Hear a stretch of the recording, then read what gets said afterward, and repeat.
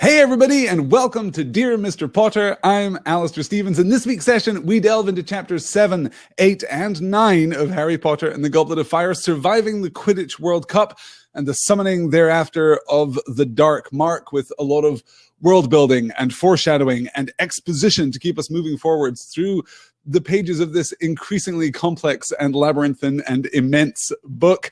The chat is already feisty tonight, so who knows how many times I'm going to be derailed over the course of the next 90 minutes as we try and plow through the gargantuan number of slides that I have to address. This week, for the second week running here on Dear Mr. Potter, we are going to introduce a whole bushel full of new characters. In fact, this week, we're going to introduce something like 100,000 new characters. We're going to wildly expand our understanding of the wizarding world here in Harry Potter. We're going to be introduced to new characters who will be very significant in the course of this book, new characters who will be very significant in the course of the series as a whole. The concept of other wizarding schools is formalized in the course of these chapters.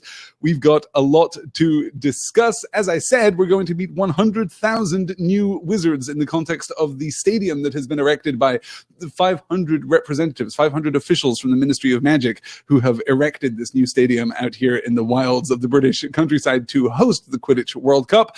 And 100,000 feels like a lot. I did a little research on this.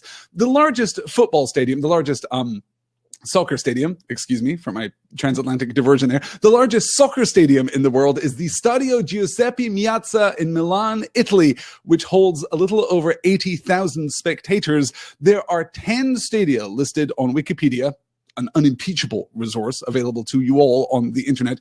There are 10 stadia listed on Wikipedia, which in the real world can hold more than 100,000 people. The largest in the world is the Rungardo 1st of May Stadium in Pyongyang in North Korea, which holds 112,000 people. That feels like a lot. That feels like arguably too many people. Like, that's just a lot of people to have in one place at one time. Most of the other of the more than 100,000 seater stadiums in the world are right here in the United States, of course, as one might expect. So 100,000 wizards is a lot. It expands our understanding of the wizarding world in formal terms by something like, I was trying to run some math, and it feels to me as though this expands our understanding of the scope of the wizarding world by something like 2 orders of magnitude. We might have been pretty confident asserting that there were 1,000 wizards in the United Kingdom, at least up until this point, but there are obviously many more than that. Yes, good. Oh, that's true. Corporeal is pointing out that this number is only true for all seater stadia. Some football stadiums have more than 100,000 in attendance. A tremendous amount, a tremendous number of people all gathered together for what is an absolutely riotous chapter. Of course, it's the middle chapter of tonight's reading. We're going to be introduced to the Wizarding World Cup, then we're going to deal with the aftermath of the Wizarding World Cup, and in a sense, both of those things will be more important than the Quidditch World Cup itself. But for all that I have had critical things to say about Quidditch in the past, this version of Quidditch is, I think, a riotous success. I think that this version of Quidditch presented here in non-narrative terms, right? This is why the Quidditch World Cup works for me personally, where most Quidditch matches in the context of Harry Potter fail to work as compellingly, is because this is not narrative. This is not weight-bearing. This is not a structural element in the story. This is spectacle. And because it is spectacle, the general incomprehensibility of Quidditch actually doesn't impede in any way one's enjoyment of these events. It works fluidly, it works bombastically, it works as a spectacle, and therefore we can just sink in and enjoy it. Yes, as Clambert says, imagine Arthur Weasley learning Muggles built stadiums bigger than the wizard ones, right? Without months of preparation, right? Or quite the same degree of logistical ordnance here. Yes, he would faint, Clambert says Lily Evans in the chat. Yes, good. Spectacle-tacular, says Gildarts Winters, and I'm not just thinking of the fantastic augmented reality devices that Harry, Ron, and Hermione wear in order to enjoy the spectacle all the more. More on that as we move through. We're welcoming Jesse tonight. I think Jesse was the only person I saw in the chat before we began who is joining us for the first time. Jesse, it's lovely to have you with us. And a quick question from Katie before we get into tonight's reading. Katie asked about +4s, which are mentioned in the context of this chapter, mentioned as a part of a wizard's Muggle cosplay, I suppose. +4s are breaches which are extend 4 inches below the knee. That is, they are longer than knickerbockers, but not quite as long as traditional trousers. They are kind of old school English aristocracy, hunting, sporting, golfing outfits from the early 20th century. So that is where we get +4s from. Trousers which extend 4 inches below the knee, oftentimes, usually gathered by garters at that kind of mid-calf level. Just ruminate on that for a while, if you will. Just kind of sink into that visual image as we look forward to tonight's reading. So as I said, a lot of slides to get through. Let us waste no more time than we absolutely must and get into our reading with Chapter 7, Bagman and Crouch, and we will begin with the recurrence of the Obliviate spell here as we deal with the muggle, Mr. Roberts. Mr. Roberts rummaged around a tin for some change. "Never been this crowded," he said, suddenly looking out over the misty field again. "Hundreds of pre-bookings. People usually just turn up." "Is that right?" said Mr. Weasley, his hand held out for his change, but Mr. Roberts didn't give it to him. "Aye," he said thoughtfully, "people from all over. Loads of foreigners, and not just foreigners, weirdos. You know, there's a bloke walking around in a kilt and a poncho." "Shouldn't he?" said Mr. Weasley anxiously. "It's like some sort of, like some sort of rally," said Mr. Roberts. "They all seem to know each other like a big party." At that moment, a wizard in +4s appeared out of thin air next to Mr. Roberts' front door. "Obliviate!" he said sharply, pointing his wand at Mr. Roberts. Instantly, Mr. Roberts' eyes slid out of focus, his brows unknitted, and a look of dreamy unconcern fell over his face. Harry recognized the symptoms of one who has just had his memory modified. "A map of the campsite for you," Mr. Roberts said placidly to Mr. Weasley, "and your change." "Thanks very much," said Mr. Weasley. The wizard in +4s accompanied them to the gate of the campsite. He looked exhausted. His chin was blue with stubble, and there were deep purple shadows under his eyes. Out of earshot of Mr. Roberts, he muttered to Mr. Weasley, "Been having a lot of trouble with him. Needs a memory charm 10 times a day to keep him happy, and Ludo Bagman's not helping, trotting around talking about bludgers and quaffles at the top of his voice. Not a worry about anti-muggle security. Blimey, I'll be glad when this is all over. See you later, Arthur." Yes, C-Star says, how did Arthur think the 20 was a 10 and that are galleons really hubcap-sized? I like to think that the hubcap-sized golden coins are either foreign golden coins, that is non-English golden coins, non-British golden coins, or that there was a certain amount of exaggeration coming from Mr. Roberts there. Most importantly here, though, we're really looking at this ongoing tension between the wizarding world and the muggle world. We're now not just seeing the preservation of the muggle world, but the domination of the muggle world. And this is, of course, going to continue through this chapter and give rise to the events that we will see in the aftermath of the Quidditch World Cup, when the Death Eaters take direct action against Mr. Roberts and his family. This is a striking tonal difference between what we see in Goblet of Fire and what we've seen previously. We've observed this already, of course, through Privet Drive, through the initial events of this book. We've seen this kind of tension shift. We've seen this reformulation of the relationship between the wizard world and the muggle world. And I don't think we need to recap all of that exhaustively. Suffice it to say that all of that foreshadowing has now been delivered upon. Now we have an absolutely new kind of tension, a new kind of relationship between wizards and muggles here in the pages of Goblet of Fire. We last saw, of course, the Obliviate spell by name in the pages of Chamber of Secrets. We have, in fact, only seen the Obliviate spell once by name prior to this event. It was used by Gilderoy Lockhart in Chapter 16 of Chamber of Secrets, when he uses Ron's spellotaped wand to try to modify or remove the memories of Harry and the others, only for that spell to drastically and dramatically backfire upon him. But here we're seeing an ongoing process of memory modification. We know that this happens. We know that this is a part of the ongoing war against Muggle awareness, I suppose, the Muggle awareness of the wizarding realm. But now we're seeing it used trivially. We're not seeing it used in an emergency context. This is not, the response to either the accidental or willful use of magic in a Muggle context. This is part of the ongoing anti-Muggle security measures that are enforcing the security of the Quidditch World Cup. And there comes a point at which the application of this type of magical force in the context of security becomes somewhat troubling, becomes somewhat excessive. And we're going to be, I think, instructed to look critically at the relationship between wizards and muggles, because at the end of tonight's reading, as we move into Chapter 9 of Goblet of Fire, we're going to be looking specifically at the relationship between muggles and house elves, wizards and house elves, excuse me, which is going to be a major part of at least one primary plot thread going forward through the rest of the book. And I'm not so sure that our treatment of muggles is that much better than our treatment of house elves. We preserve the muggles, but only up to a point. No one here is actually, we're going to endure a certain inconvenience, right? Many of the 100,000 wizards who have been gathered to see the Quidditch World Cup have been here for days, if not weeks. They have been camping out here in order to avoid attracting muggle attention or an undue amount of muggle attention. But there comes a point at which inconvenience is capped. There comes a point at which the wizards are unwilling to restrain themselves, are unwilling to actually meaningfully engage with this notion of muggle security or anti-muggle security, I suppose, by altering their own engagements, by altering the decisions that they have made, the commitments that they have made, and the ways in which they celebrate.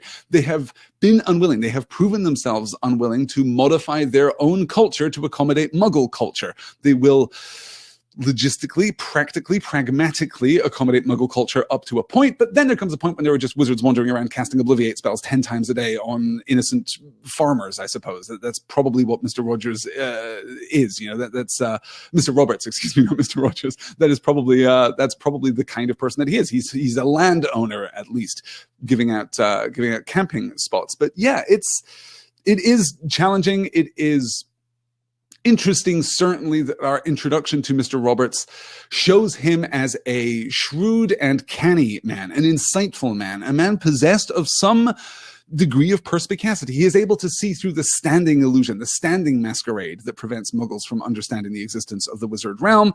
And ultimately, of course, he will pay the price for that. He will pay a price for that as we move forward. Let's keep going. A landowner says, Jamie, I always just assumed Mr. Roberts was a park ranger. That's certainly a possibility. That's certainly a possibility. Yes, we don't know a great deal about the actual geographical location here and the actual geographical diaspora. Certainly, the thing that makes me believe that Mr. Roberts is a landowner versus some kind of park official is that he seems to be connected to the land. He seems to have like a personal ownership over the land. He talks about this on an ongoing basis, which makes me wonder about that relationship. But yes, it is possible, I suppose, that this is some kind of national park here in some tucked away out of the corner place in England. But yes. Yes, dozens of pre-bookings. Usually people just turn up as a very camp managery thing to say, observes Lily. A campground owner, says Gildarts Winters. Those two things not incompatible, certainly in the wilds of Britain. Yes, if you are a farm owner in Britain, it is not at all unusual or unlikely that during the height of the summer, during festival season, you know, music festivals and so on and so forth, you will open up your fields. You know, I'm thinking most directly of the connection with, you know, the Glastonbury Festival, which is probably the biggest outdoor camping-oriented music festival in Britain. I think that the Glastonbury Festival sees a lot of people turn over their fields to impromptu campsites, not formal campsites, but just the letting out of land that they own for the visitors to the festival. Yeah. Good. Okay. Let's keep pushing on here and get to the tents. All of them stood back to admire their handiwork. Nobody looking at these tents would guess they belonged to wizards, Harry thought, but the trouble was that once Bill, Charlie, and Percy arrived, they would be a party of 10. Hermione seemed to have spotted the problem too. She gave Harry a quizzical look as Mr. Weasley dropped to his hands and knees and entered the first tent. "We'll be a bit cramped," he called, "but I think we can all squeeze in. Come in and have a look." Harry bent down, ducked under the tent flap, and felt his jaw drop. He'd walked into what looked like an old-fashioned 3-room flat, complete with bathroom and kitchen. Oddly enough, it was furnished in exactly the same sort of style as Mrs. Figg's house. There were crocheted covers on mismatched chairs and a strong smell of cats. "Well, it's not for long," said Mr. Weasley, mopping his bald patch with a handkerchief and peering at the 4 bunk beds that stood in the bedroom. "I borrowed this from Perkins at the office. Doesn't camp much anymore, poor fellow. He's got lumbago." He picked up the dusty kettle and peered inside it. "We'll need water." "There's a tap marked on this map the Muggle gave us," said Ron, who had followed Harry inside the tent and seemed completely unimpressed by its extraordinary inner proportions. "It's on the other side of the field." "Well, why don't you, Harry and Hermione, go and get us some water then?" Mr. Weasley handed over the kettle and a couple of saucepans, "and the rest of us will get some wood for a fire." "But we've got an oven," said Ron. "Why can't we just—" "Ron! Anti-Muggle security," said Mr. Weasley, his face shining with anticipation. "When real Muggles camp, they cook on fires outdoors. I've seen them at it." Arthur Weasley's irrepressible excitement when it comes to I guess we're past cosplaying muggles at this point, right? This is muggle live action role playing. He's now running around in the woods pretending to be a muggle, which is a pretty great way for a wizard to spend a long weekend or potentially a week here in the company of the Quidditch World Cup. This speaks to an ancient fairy tale tradition, the TARDIS effect, right? This is the bigger on the inside, or I guess as Clara Oswald had it, the smaller on the outside effect, subverting expectations there when she is introduced to Doctor Who. We get a number of references to this kind of phenomenon in folklore and fairy tale, Slavic folklore. Not the last time that we're going to talk about Slavic folklore in the context of tonight's reading, but in Slavic folklore, the Baba Yaga's hut, of course, is much larger on the inside than on the outside. There is a tent very much like this one that comes down to us from the 1001 Nights, the Arabian Nights tales, the Scheherazade tales. There are instances of this in Celtic mythology, in Norse mythology, in Japanese mythology. We see examples of this kind of spatial dislocation, the idea that, and this is the metaphor, right? This is the focal metaphor of this kind of storytelling, is not the containment of the space itself, right? What is important about the TARDIS in terms of its spatial relationship, its interior spatial relationship to the exterior space, I suppose. What's important is not the TARDIS itself. What is important is the door to the TARDIS. This idea that thresholds can be spatially dislocated, that the two sides of a threshold are not necessarily spatially united by anything other than the threshold itself. That's the powerful metaphor. That's sometimes I think we can feel this even in real life, which is not to say that, you know, in real life we transition from one space freely to another, like we're playing, you know, the Portal games, for example. It doesn't quite work like that in real life, but I do think that we can have that sense when we transition from outdoors to indoors. Less so when you come home to your house, your apartment, wherever, but sometimes when you're transitioning from a public exterior space to particularly a cavernous public interior space, and that you can sometimes get that sense of transition, that sense of discontinuity between the exterior and the interior spatial relationships. That is just a functional and fascinating part, a relentlessly functional and fascinating part of human psychology, I think. We have spontaneously, all over the world, decided that thresholds can sometimes be discontiguous in this sense. And that seems to be reflected in this particular narrative trope. And of course, besides folklore and myth, and it appears more than once in Judeo-Christian myth too. But besides folklore and myth, of course, this appears everywhere in popular culture. It isn't just the TARDIS. Lots of stories have instances of this kind of discordant and discontinuous spatial relationship. Yeah.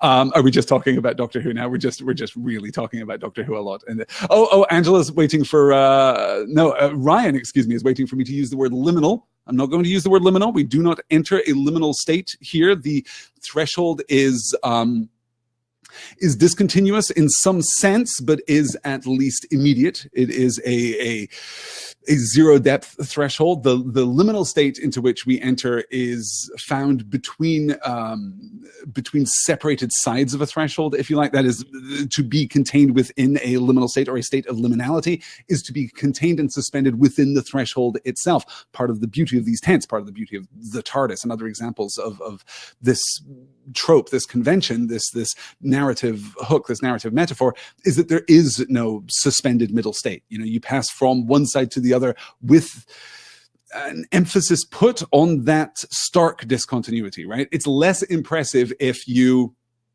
open the TARDIS door, step in, and are suspended in inky darkness for 10 seconds before you emerge into the TARDIS. I feel as though the TARDIS then, because of the absence of that sharp and rigid discontinuity of spatial experience, would be less impressive. There would be the sense that you were traveling into another space.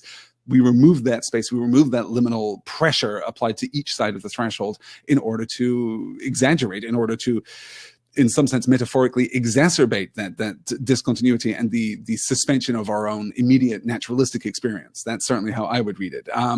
As Alexis points out, this is the C.S. Lewis The Last Battle idea, right? The door isn't actually leading anywhere. It's just a transition point. That idea of doors being portals, being more than just representative doors, more than just practically differentiating between spaces, but somehow magically or metaphorically differentiating between spaces is an ancient one. In this case, of course, we don't have a door even. We have just the tent flap. So the discontinuity is all the more stark. I'm a huge fan of that. Of course, the wizard GLaDOS references Caleb Clark here in the chat. Yes. GLaDOS, one of my favorite wizards. Yes. Though we know at least that she can try to summon cake. Yes. Okay, good. Let's catch up. All right. I think I'm caught up with the chat here. The cake is a lie, says Kendall. Okay. As it would be. Yes. Yes, Alexa says, you aren't entering a liminal space. It's the space actually contained within the object. It's not like falling from one place, partaking in a moving transition to the next. It's just about stepping. Yes. Yes. We're also having some discussion here about s'mores in the chat. Yeah, s'mores are not part of British camping tradition at all. I guess I had heard of s'mores in pop culture, but I had never partaken of a s'more until I came to the United States. And even now that I have, I probably wouldn't choose to again. Not quite to my taste, you guys. A little sweet for my taste. Yes. Good. All right. Jamie says, oh my gosh, I really want some s'mores right now. You guys are really pushing my pregnant woman cravings. We take no responsibility for sudden cravings that emerge from the Dear Mr. Potter sessions. So that gives us the tents. Let's keep moving on as we meet the two opposed camps. The Quidditch World Cup here taking place between Ireland and Bulgaria. Bulgaria occupying an interesting place in kind of in British cultural geography, right? Bulgaria is, of course, a real place, kind of sandwiched between Romania and Greece and Turkey and Serbia on the western side, Macedonia on the western side, and the Black Sea there, right? So in that southeastern part, the most extreme southeastern part of Europe. But Bulgaria is also one of those places that is evocative of foreign lands in British pop culture, right? If you have ever seen the Wombles of Wimbledon Common, if you've ever seen that stop motion show, you will know that the leader of the Wombles, the kind of Papa Smurf figure amongst the Wombles, is Uncle Bulgaria, because Bulgaria just sounds like a foreign place. This comes to us from, the tradition of the Grand Tour and comes to us through 18th, 19th, 20th century kind of touring of mainland Europe, touring of the continent. So it occupies a very particular place here in British popular culture. But that is, I think, usually completely transparent to modern readers, to most modern readers, if not outright to all American readers of this book. But first of all, we're going to deal with the Irish. Is it my eyes, or has everything gone green? Said Ron. It wasn't just Ron's eyes. They had walked into a patch of tents that were all covered with a thick growth of shamrocks, so it looked as though small, oddly shaped hillocks had sprouted out of the earth. Grinning faces could be seen under those that had the flaps open. Then from behind them, they heard their names. Harry! Ron! Hermione! It was Seamus Finnegan, their fellow Gryffindor fourth year. He was sitting in front of his own shamrock-covered tent with a sandy-haired woman who had to be his mother, and his best friend, Dean Thomas, also of Gryffindor. Like the decorations, said Seamus, grinning. The ministry's not too happy. Why shouldn't we show our colours, said Mrs. Finnegan. You should see what the Bulgarians have got dangling all over their tents. You'd be supporting Ireland, of course, she added, eyeing Harry, Ron and Hermione beadily. When they assured her they were indeed supporting Ireland, they set off again, though as Ron said, I could say anything else around about that lot. I wonder what the Bulgarians have got dangling all over their tents, said Hermione. Let's go and have a look, said Harry, pointing to a large patch of tents upheld, where the Bulgarian flag, white, green and red, was fluttering in the breeze. The tents here had not been bedecked with plant life, but each and every one of them had the same poster attached to it, a poster of a very surly face with heavy black eyebrows. The picture was, of course, moving, but all it did was blink and scowl. Crumb, said Ron quietly. What? Said Hermione. Crumb, said Ron. Victor Crumb, the Bulgarian seeker. He looks really grumpy, said Hermione, looking around at the many crumbs blinking and scowling at them. Really grumpy? Ron raised his eyes to the heavens. Who cares what he looks like? He's unbelievable. He's really young too, only just 18 or something. He's a genius. You wait till tonight. You'll see. Jenna, anticipating my movement here. Can we talk about Ronald Weasley's absolute crush on Victor Crumb? Yes, we can. Yes, we can. Something like a crush, something like hero worship, right? Something like the kind of adolescent boys' heroic pseudo or semi-deification of a sporting hero, of a sporting legend, right? Victor Crumb is exceptional. Not just exceptional because of his skill, but also exceptional because of his youth. Even in the context of his team, as we will see when the Bulgarian team is introduced to the field, Crumb stands apart. And of course, this is functional introduction. This is functional foreshadowing for the rest of the book. Crumb is going to be a very significant character here. Greg says, the biggest confusion I got from the book was assuming Bulgaria was a cold country based on the Durmstrang uniforms, but of course it's next to Greece. Yes, not at all a cold country. We kind of have this idea of Eastern Europe, I suppose, though Bulgaria, southeastern Europe, on the Black Sea, as I said, a popular vacation destination for many people in Eastern Europe for exactly this reason. But we have this idea that Eastern Europe is cold, thus Durmstrang wear, fur collars and Slavic hats and kind of have that traditional, a more Romanian, if not outright Ukrainian tradition here. But yes, that is a product of a kind of cultural preoccupation, a kind of a cultural presumption about Bulgaria. We're talking about Bulgaria as it exists in the popular consciousness within like this very specific slice of British public life, rather than Bulgaria, the actual place. We're not going to spend a lot of time talking about Bulgaria, as we're not going to spend a lot of time talking about real life actual France, but we are going to engage rather purposefully with the notions of Frenchness from, again, a uniquely British perspective.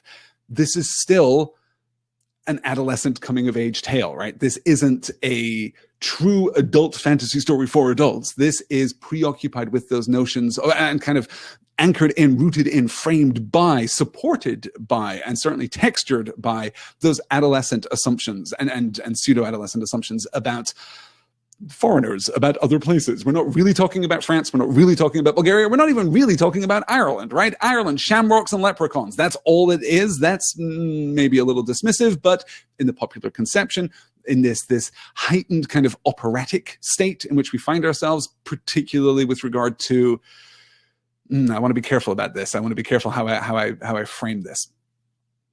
The relationship between the wizard world and the muggle world heightens that kind of somewhat archetypal, somewhat stereotypical, somewhat tropey, cliched, conventional kind of understanding of foreigners, right? We get this throughout. Even the joke that Fudge can't speak other languages, that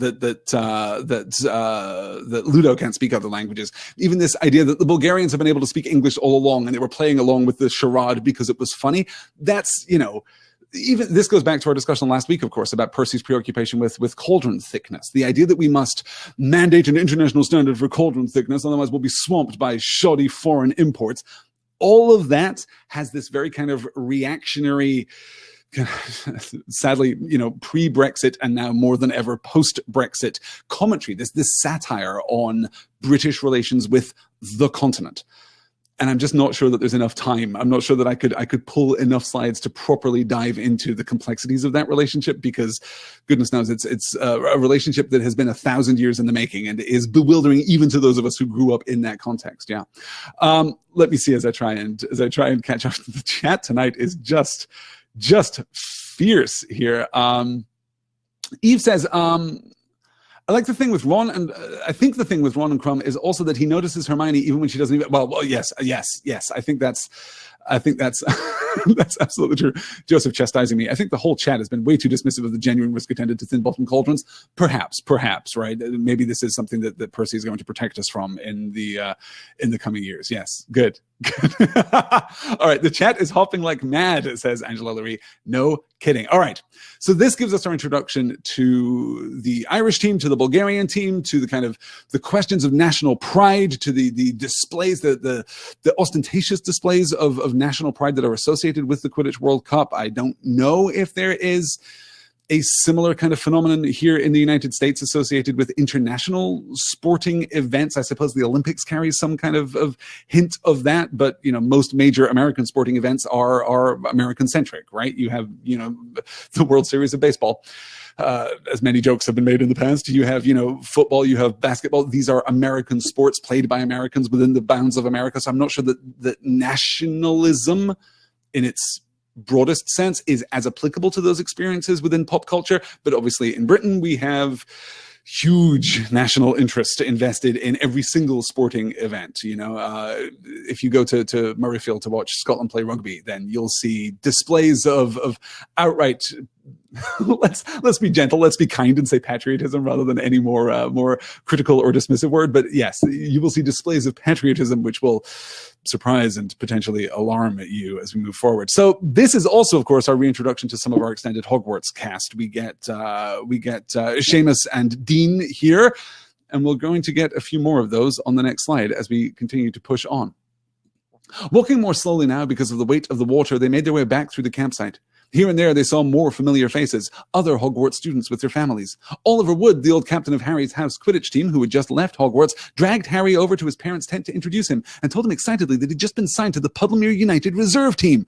Next, they were hailed by Ernie Macmillan, a Hufflepuff fourth year, and a little further on, they saw Cho Chang, a very pretty girl who played Seeker on the Ravenclaw team. She waved and smiled at Harry, who slopped quite a lot of water down his front as he waved back. More to stop Ron from smirking than anything, Harry hurriedly pointed out a large group of teenagers he had never seen before. "Who do you reckon they are?" he said. "They don't go to Hogwarts, do they?" "Expect they go to some foreign school," said Ron. "I know there are others. Never met anyone who went to one, though. Bill had a pen friend at a school in Brazil. This was years and years ago. And he wanted to go on an exchange trip, but Mum and Dad couldn't afford it. His pen friend got all offended when he said he wasn't going and sent him a cursed hat. Made his ears shrivel up." Harry laughed, but didn't voice the amazement he felt at hearing about other wizarding schools. He supposed, now that he saw representatives of so many nationalities in the campsite, that he had been utterly stupid never to realize that Hogwarts couldn't be the only one. He glanced at Hermione, who looked utterly unsurprised by the information. No doubt she had run across the news about other wizarding schools in some book or other.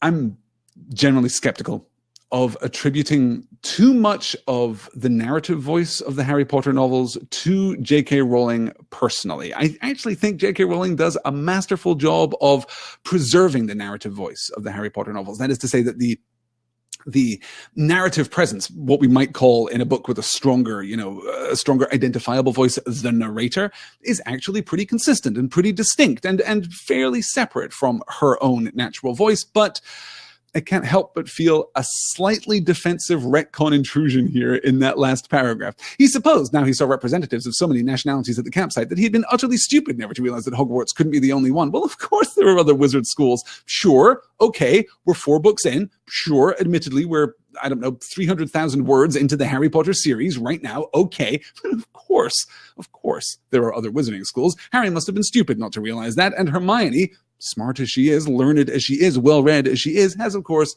already figured that out.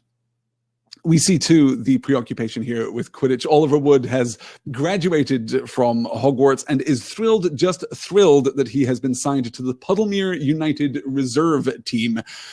Not a particular, I know nothing about Puddlemere United. Perhaps Puddlemere United is the preeminent domestic Quidditch team in Britain, but it doesn't sound like that. The sound here is of 3rd or 4th tier English soccer, where there are just, clubs which have existed for 200 years, or for, I guess, 150 years at least, but clubs which are formalized in a way, but little better than pub teams when you get right down to it. That has the Puddlemere United, particularly the reserve team, has the ring of that to it, which shows how deep Quidditch goes in wizarding culture, but also shows just how many wizards there are. If there is a Puddlemere United team, moreover, a Puddlemere United reserve team, then how many professional or semi-professional Quidditch teams are there in the United Kingdom alone? How many wizards are there? Good news, you guys, we're never going to be able to run the math on that. We're never going to be able to figure out what the wizard population of Harry Potter's world is, because primarily J.K. Rowling is not interested in the mathematics. If you've joined me throughout the Dear Mr. Potter series, you have heard me struggle with how many students there are at Hogwarts, let alone how many wizards there are in the UK, let alone how many wizards there are in the world as a whole. 100,000 wizards, as I said, expands our understanding of the wizarding world by at least an order of magnitude, but I have no way of extrapolating out from this to understand how many wizards there are, what proportion of the Earth's population is wizard in the context of Harry's world, in the context of J.K. Rowling's secondary creation here. Though, what I would say is this. I think it's fair to say that our sense in Philosopher's Stone, and to an equal or slightly lesser degree Chamber of Secrets, is that there are very few wizards, right? It doesn't stand out to us that even the most conservative estimate of the Hogwarts student body, right? Even if we say, okay, there are maybe 300 kids at Hogwarts at any given moment, right? Which is a fairly conservative estimate. Even if we say that that is true, even if we say that there are only 200 and we extrapolate out from that, okay, so let's say there are maybe 100, 150, maybe even 200 wizarding families in the UK. That's still a population of less than 1,000, right? There's still a practical working population of less than 1,000, which is absolutely appropriate within the context of the first two books, where the entire wizard world is this tiny protected enclave, you know, hidden away in the north of Scotland, hidden away in Diagon Alley. The wizarding world is small and is contained.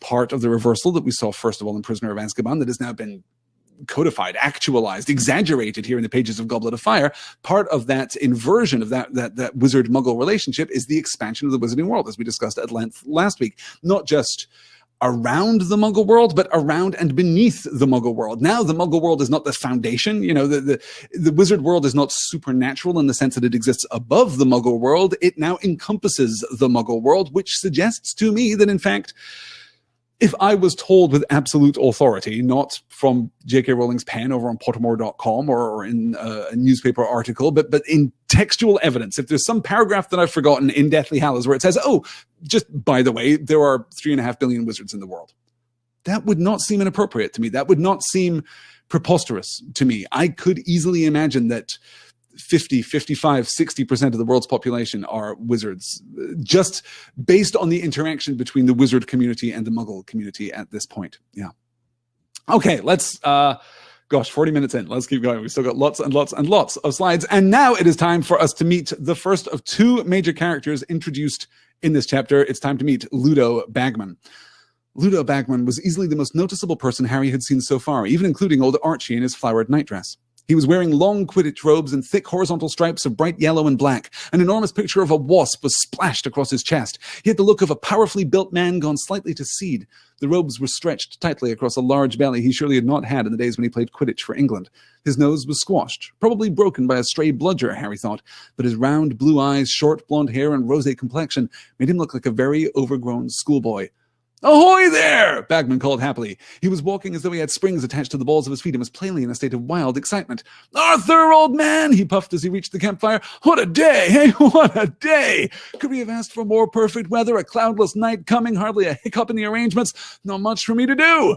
Behind him, a group of haggard-looking ministry wizards rushed past, pointing at the distant evidence of some sort of magical fire that was sending violet sparks 20 feet into the air. Percy hurried forward with his hand outstretched. Apparently his disapproval of the way Ludo Bagman ran his department did not prevent him from wanting to make a good impression. "Oh, yes," said Mr. Weasley, grinning. "This is my son, Percy. He just started at the ministry, and this is Fred. No, George. Sorry, that's Fred. Bill, Charlie, Ron, my daughter, Ginny, and Ron's friends, Hermione Granger and Harry Potter." Bagman did the smallest of double takes when he heard Harry's name, and his eyes performed the familiar flick upward to the scar on Harry's forehead.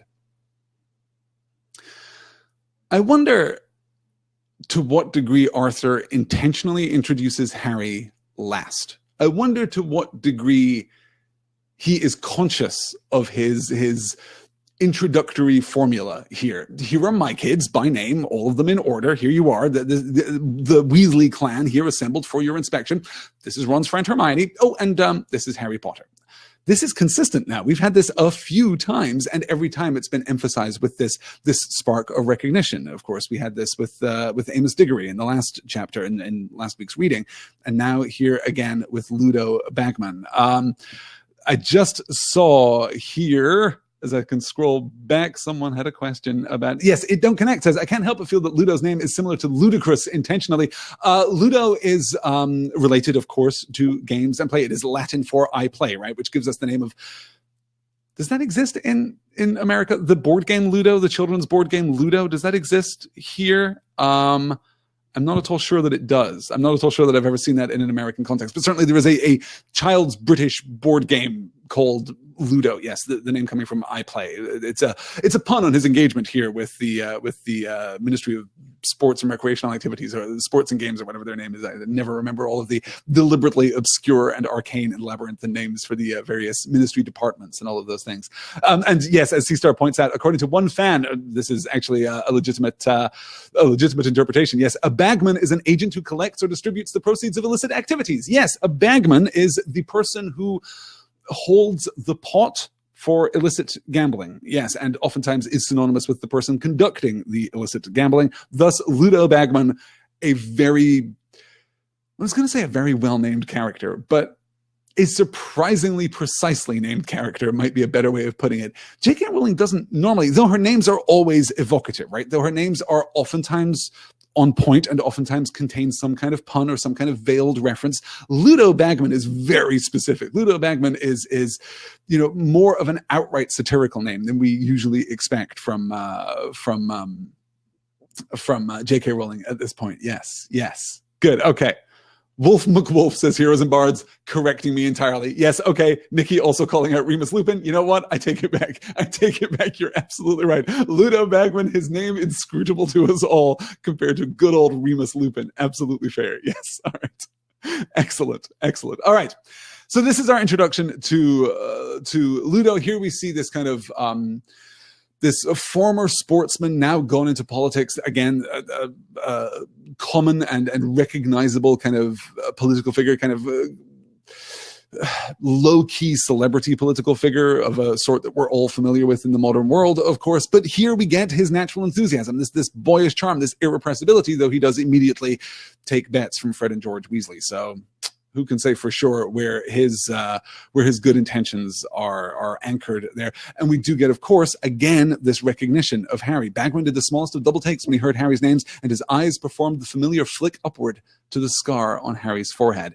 Not an Amos Diggory response here. This is a far more urbane response. This isn't the Amos Diggory response. It also isn't the Gilderoy Lockhart response, right? This is something else entirely, or not something else entirely. This is on a continuum with those responses, but is at least more civil, more worldly, perhaps? Would that be the right word to describe it? Or is this Ludo Bagman covering himself? Is this him covering for his own surprise or lack of surprise at the presence of Harry Potter here? Yes. Okay, let's see. Good. Angela's asking the open question here. Once again, did Lupin's parents know he would become a werewolf? I mean, nominative determinism, right? You name the thing and thus it becomes what it was named for. A rose by any other name would not smell as sweet, unless you call it like a sweet rose, I suppose. But yes, nominative determinism in play here for Remus Lupin and for many of the characters in the context of Harry Potter. Ludo Bagman, not least of all. He is not, though, the last character that we are going to meet in this chapter. Let's take our final slide here from chapter 7 and the introduction of one Barty Crouch. A wizard had just apparated at their fireside, and he could not have made more of a contrast with Ludo Bagman sprawled on the grass in his old wasp robes. Barty Crouch was a stiff, upright, elderly man, dressed in an impeccably crisp suit and tie. The parting in his short grey hair was almost unnaturally straight, and his narrow toothbrush moustache looked as though he trimmed it using a slide rule. His shoes were very highly polished. Harry could see at once why Percy idolized him. Percy was a great believer in rigidly following rules, and Mr. Crouch had complied with the rule about muggle dressing so thoroughly that he could have passed for a bank manager. Harry doubted even Uncle Vernon would have spotted him for what he really was. "Pull up a bit of grass, Bertie," said Ludo brightly, patting the ground beside him. "No, thank you, Ludo," said Crouch, and there was a bite of impatience in his voice. "I've been looking for you everywhere. The Bulgarians are insisting we add another 12 seats to the top box." "Oh, is that what they're after?" said Bagman. "I thought the chap was asking to borrow a pair of tweezers. Bit of a strong accent." "Mr. Crouch," said Percy breathlessly, sunk into a kind of half-bow that made him look like a hunchback. "Would you like a cup of tea?" "Oh," said Mr. Crouch, looking over at Percy in mild surprise. "Yes, thank you, Weatherby." Fred and George choked into their own cups. Percy, very pink around the ears, busied himself with the kettle. Slide rule, says Dry Heaving Llamas, something that probably did not parse for 99% of children, even British ones. Yes, that's very fair. Joseph also calling out here, more seats. It's a good thing we can do magic. I rather like the way that this is just framed. We can add more seats. We can add more physical space. I mean, that is how the stadium was erected in the first place, presumably, right? Just wrought from magic itself. So yeah, we can expand the top box. It's not as though we need to worry about actual, constraints of architectural stability and the like. It would all just be just fine. No wonder Percy likes Mr. Crouch calls out Nikki. Yes, absolutely observing this.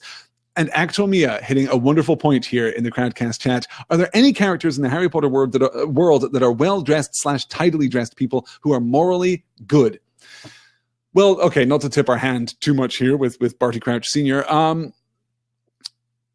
It is true that within the frame of Harry Potter, we like a certain anarchic disarray. We like a certain lack of formality. And that, I think, is resonant with or is intended to resonate with or is derivative from the kind of boarding school adventure adolescent thrust of the story's main arc here.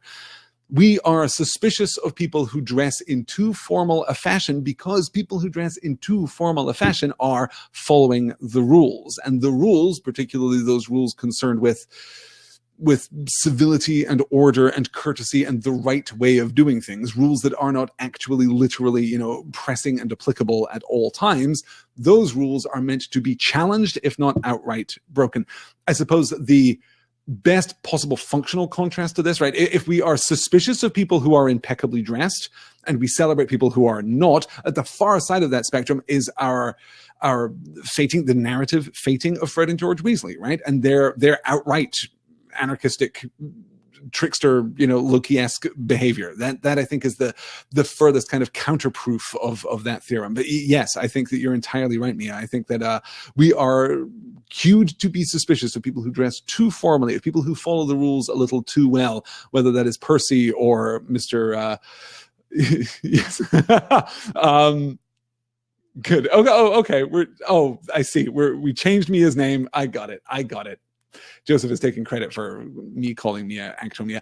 I'm not going to express any kind of editorial regarding your names here in the Crowdcast chat. It is too dangerous and I will get down endless rabbit holes. So basically, I'm asking for trouble even saying this out loud, but basically whatever you type as your name, that's what I'm going to read out, right? Like, that's the only relationship that I can have with the Crowdcast chat right now. That's the only way that we can make this work. This is going to be terrible. Please don't change your names to things that I'm going to read out in the middle of this and become distracted by. But yes. Kendall points out the Weasley twins dress up later with their dragon skin suits, right? Dragon skin suits here being kind of rebellious. And this brings us back to our introduction to Bill last week, right? Harry is ready for Bill to just be a flunky, a clerk at Gringotts, but no, he's cool. Look at what he's wearing. This is amazing. Even his dragonhide boots, like the casual rock star on the go.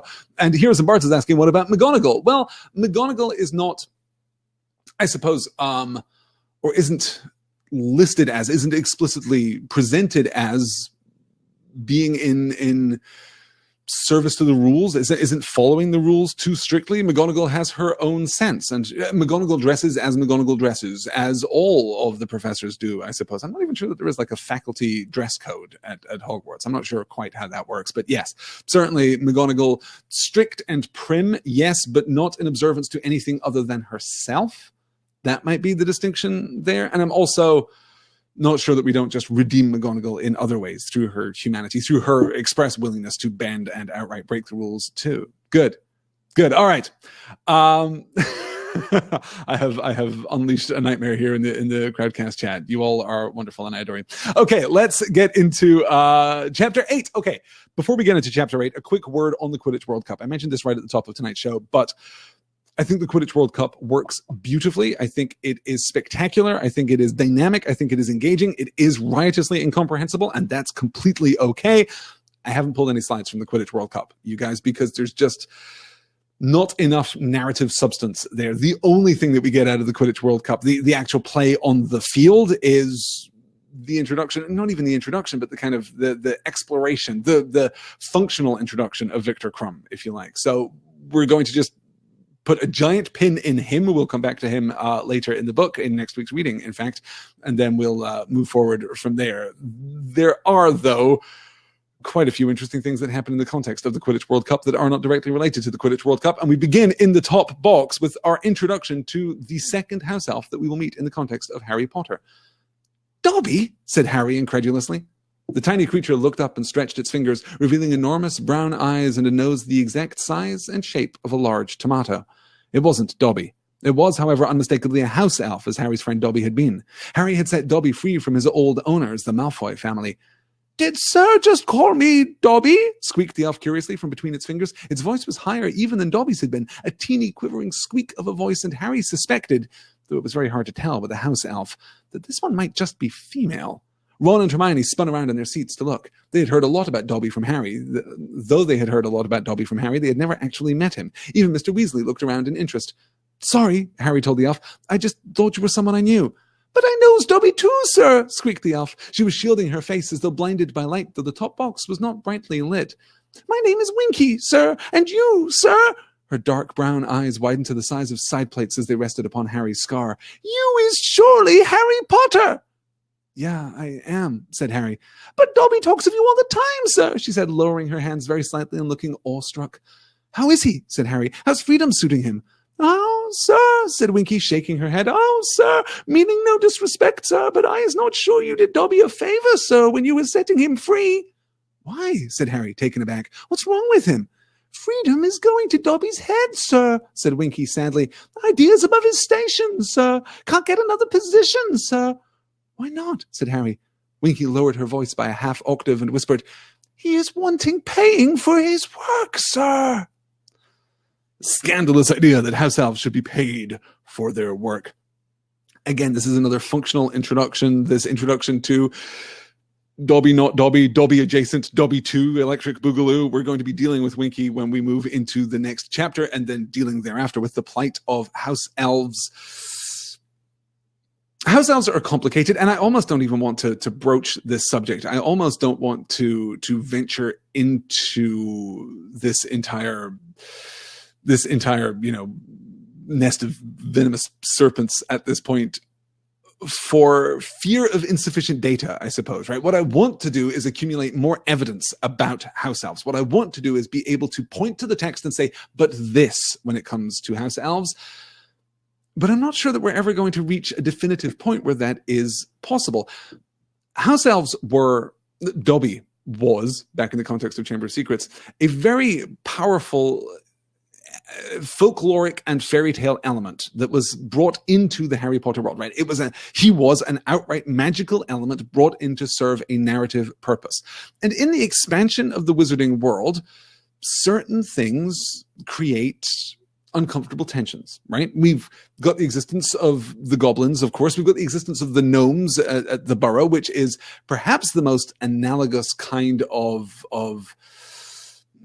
semi-human form, kind of a kind of sentient, sapient creature that isn't human and yet is recognizably human adjacent. I mean, not the first that we've had. Of course, we've got, centaurs and many, many other species too. And we're going to meet two more species in the context of this very chapter, in fact.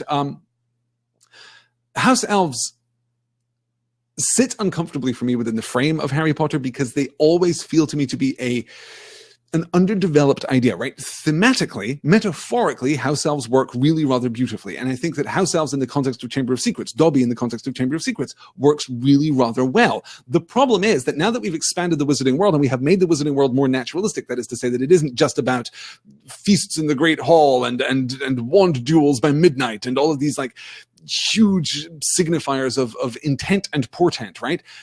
Now that we've brought the wizarding world down and made it wider, made it deeper, made it more naturalistic, some of the elements, like house elves, feel as though they are underdeveloped. I think that is maybe all I want to say about Winky in the context of tonight's reading. I think we're definitely going to come back around to this, of course, when we get to Hermione's political career in the course of this book. I think everyone's least favorite subplot in the course of this book is that stating the case too boldly. I'm not sure. Yeah. See, this is part of the problem. C-Star is saying here in the chat, right? We've got the two perspectives here. First, Jesse says, I hate that Spew is treated like a joke, even the name, right? This is borderline insensitive, right? This is borderline obtuse in the context of the real world analogies that are being drawn here. And C-Star says, did JKR know the real world history of the quote slaves like being enslaved narrative? I'm going to guess not, right? I'm going to guess not, or was at least insensitive to it, insensible of it at this point, because no one surely would evoke that narrative, would even reference that narrative, not even in a satirical way, in the mid-1990s. I mean, that seems preposterous. That seems like or the late 1990s, early 2000s, I guess, as we continue through the series. It doesn't seem like that is intentional, right? To kind of, okay, let's reapply the Bartesian standards here of death of the author, right? Let's forget about J.K. Rowling. Let's forget about her personal interests and personal politics and personal accounts of the history of house elves and house elven welfare and the campaign to liberate house elves and so on and so forth, right? Strip all of that away. Look at the instances that we have. Chamber of Secrets reads like a fairy tale. The Dobby storyline there reads like a fairy tale. Dobby there behaves much more like a character from Rumpelstiltskin or from classic Anglo-Saxon fairy tales than a modern fantasy character, right? He is subjugated and freed, and it is a simple story. Now, because of the expanding naturalism of Harry Potter's world, the expanding naturalism of J.K. Rowling's secondary creation, we find that folkloric archetypicality kind of pressured by, in conflict with, in dialogue with certainly, but I would say in conflict with our desire to assert this more natural and grounded wizarding existence, right? The idea of pay, the idea of financial transaction for services rendered sits really super uncomfortably alongside the folkloric, magical existence of Dobby and the other house elves.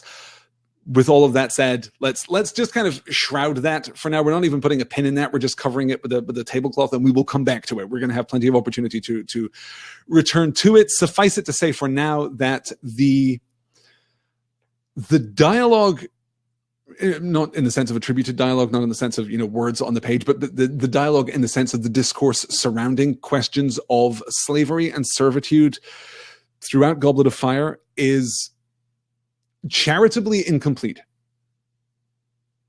If I'm less inclined to be charitable, then I would say that it is insensitive, that it is certainly tone deaf, right? Even if it is not actually problematic in terms of its content, the tonality of these conversations is challenging, as Jesse was calling out, right? Even playing spew for a joke, even calling it spew, I hate that so much. I hate the pre-adolescent silliness and absurdity of that. It's just not great. I'm hoping as we move through that this one flawed subplot, this subplot which I have never liked or enjoyed in the context of Goblet of Fire, I'm hoping that we're going to be able to find something to redeem that. And certainly there are things which I think from a certain perspective can redeem it, right? There are forces which apply a positive pressure to that storyline. We might not like the way that it is handled, but we can sure as hell admire Hermione's sense of principle, right? We can admire the fact that in this adolescent mode, in this spirit of teenage rebellion and this casting down of ordered and ordained structures, Hermione is willing to take the fight to authority. There's some good there. There's some good there. We're going to have to pay close attention to the actual mechanics of it to see if we can redeem this plot line, which I would really like to do. I would really like to, my intent going into all of these books is to elevate my own enjoyment of them and to elevate your enjoyment of them. My intent is never to tear them down. It is to find the good within them, which is why I'm so thrilled to be talking about a Quidditch scene which works perfectly on the page, which doesn't actually create problems of narrative flow or narrative structure in the way that the other Quidditch scenes do for me. All of that, Riddleman says, still more elegantly handled than Bright. Yeah, that's the lowest of low bars right there, isn't it? That's not wonderful. Yes, good. Oh, let me see here as I scroll back. I think a few people are. Yes, Raven Puff Cat says also Hermione is 14. Go Hermione. Right, exactly. There are good things. There are positive pressures applied within the storyline that we can enjoy and respect. Yeah. Good. Okay, let's. Oh, interesting.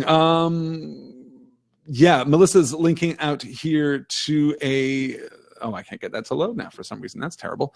To the Hogwarts professor, Mugglenet Academia, House Elves and Housewives, Marietta College professor Katie McDaniel, talking about Elven Mystique in the Harry Potter series. Well, there you go. Co-signed. Go check that out. I will definitely be checking that out too after I've done with this reading. Okay, let's keep going because we've got a lot to because we've still got a lot to get through. Let's introduce. Okay, we'll just catch up here very swiftly with the reintroduction of Cornelius Fudge and of course the Malfoys.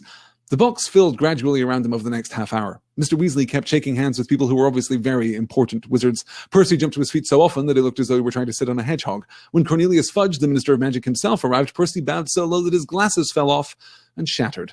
Highly embarrassed, he repaired them with his wand and thereafter remained in his seat, throwing jealous looks at Harry, whom Cornelius Fudge had greeted like an old friend. They had met before, and Fudge shook Harry's hand in a fatherly fashion, asking how he was and introduced him to the other wizards on either side of him. "Harry Potter, you know," he told he told the Bulgarian minister loudly, who was wearing splendid robes of black velvet trimmed with gold and didn't seem to understand a word of English. "Harry Potter? Oh, come on now, you know who he is, the boy who survived. You know who. You do know who he is." The Bulgarian wizard suddenly spotted Harry's scar and started gambling loudly and excitedly, pointing at it. "Knew we'd get there in the end," said Fudge wearily to Harry. "I'm no great shakes with languages. I need Barty Crouch for this sort of thing. I see his house elf saving him a seat. Good job, too. These Bulgarian blighters have been trying to catch all the best places. Ah! And here's Lucius." Harry, Ron, and Hermione turned quickly. Edging along the second row to 3 still empty seats right behind Mr. Weasley were none other than Dobby the house elf's former owners, Lucius Malfoy, his son Draco, and a woman Harry supposed must be Draco's mother. Harry and Draco Malfoy had been enemies since their very first journey to Hogwarts. A pale boy with a pointed face and white blonde hair, Draco greatly resembled his father. His mother was blonde too, tall and slim. She would have been nice looking if she hadn't been wearing a look that suggested there was a nasty smell under her nose. "Ah, Fudge," said Mr. Malfoy, holding out his hand as he reached the Minister of Magic. "How are you? I don't think you've met my wife, Narcissa, or our son, Draco." The reintroduction of the Malfoys, of course, and the reintroduction of Cornelius Fudge, and some more of that reactive 1970s, problematic political discourse between Britain and the continent here. Cornelius Fudge, still a figure of fun, still a figure of ridicule, of course, and being used as a figure of ridicule in order to heighten our mockery of Percy Weasley, because Percy just cannot catch a break in these chapters at all. Harry's fame, though, here crucially underscored as being, well, international, if not quite universal, though we have no reason to believe at this point that it isn't, in fact, universal. But yeah, just very, very bad. Dry Heaving Llama's asking an interesting question that occurred to me only on this read-through too. How has Fudge not met Narcissa by now? It's implied that Lucius has been sticking his fingers in politics for a while. Yes, I thought that too. There is no interpretation of this that speaks well of Lucius Malfoy. Why has Fudge, with whom Lucius has a, I would hesitate to say friendly relationship, but a familiar relationship, right? Lucius and Cornelius know each other very well and have worked together more than once in the past. They have an ongoing relationship. How is it possible that Cornelius Fudge has not met Lucius's wife? Is this suggestive that Lucius keeps Narcissa Malfoy at home, keeps her out of the limelight, that he is less interested, disinterested even, in conducting these professional affairs in a familial context, or rather conducting his familial affairs in a professional context, or in a political context, or in a public context? None of this. Yes, as Nikki points out, maybe because they're working in quote-unquote men's circles. Yeah, I think that's maybe the reason here. There's something very unpleasant about this. There's also something very unpleasant about that whole his mother was a blonde too, tall and slim. She would have been nice looking if she hadn't been wearing a look that suggested there was a nasty smell under her nose. Yes, a absolutely classic bit of Potter characterization there. Being unwilling to connect with people around you, being standoffish, the first and most strident indicator that you are capital B, capital P, bad people. Absolutely conforming to our expectations of Malfoys there. Yes. Yes. Good. Okay. We're talking about, Art is saying here in the Crowdcast chat, I've never heard the theory of Charlie Weasley being asexual. I'll have to check it out. I think, is this in the light of some comments that I made over on the Point North forum, the brand new Point North forum, available at pointnorthmedia.com/forum. I made some comments over there actually related to Death of the Author earlier today, in which I was thinking about this notion of Charlie Weasley's potential, if not alleged, kind of asexuality. And all of this stems from an interview that J.K. Rowling gave, of course, where asked what Charlie Weasley's, romantic future looked like, she said with a certain amount of coy deflection that Charlie Weasley was more interested in dragons than he was in romance, or more interested in dragons than he was in people. And this was taken by the internet as a potential clue to Charlie's asexuality, his aromantic nature, possibly. possibly. This context, this conversation over on the Point North Forum, as I say, took place in the context of Death of the Author, right? And the spaces which are opened up for speculation and diversity and inclusion. I should credit Gin Fizzes over on the Point North Forum for starting this conversation. But yes, that is one of the theories which is completely permissible within a close textual read of Harry Potter, but has yet to be either substantiated by J.K. Rowling or shut down by J.K. Rowling. It's one of those arguments which exists in the space created by the close and permissive application of Bartesian Death of the Author theory. More on that, as I say, over at the Point North Media Forum, pointnorthmedia.com/forum. Go check that out. Okay, let's keep going on here. We've still got so many to get to, and we have to absolutely talk about the Vela, because buckle up, Buttercup. Things are about to get, well, quasi-sexual, I suppose, here in the pages of Harry Potter for one of the first times and one of the most comprehensive times. Let's get into our reading here, and then we'll talk a little about the Vela. I wonder what they've brought, said Mr. Weasley, leaning forward in his seat. Ah, he suddenly whipped off his glasses and polished them hurriedly on his robes. Vela. What are Vela? But 100 Vela were now gliding out onto the field, and Harry's question was answered for him. Vela were women, the most beautiful women Harry had ever seen, except that they couldn't be human. This puzzled Harry for a moment while he tried to guess exactly what they could be. What could make their skin shine moon bright like that, or their white gold hair fan out behind them without wind? But then the music started, and Harry stopped worrying about them not being human. In fact, he stopped worrying about anything at all. The Vela had started to dance, and Harry's mind had gone completely and blissfully blank. All that mattered in the world was that he kept watching the Vela, because if they stopped dancing, terrible things would happen. And as the Vela danced faster and faster, wild, half-formed thoughts started chasing through Harry's dazed mind. He wanted to do something very impressive right now. Jumping from the box into the stadium seemed like a good idea, but would it be good enough? Harry, what are you doing? Said Hermione's voice from a long way off. The music stopped. Harry blinked. He was standing up, and one of his legs was resting on the wall of the box. Next to him, Ron was frozen in an attitude that looked as though he were about to dive from a springboard. Angry yells were filling the stadium. The crowd didn't want the Vela to go. Harry was with them. He would, of course, be supporting Bulgaria, and he wondered vaguely why he had a large green shamrock pinned to his chest.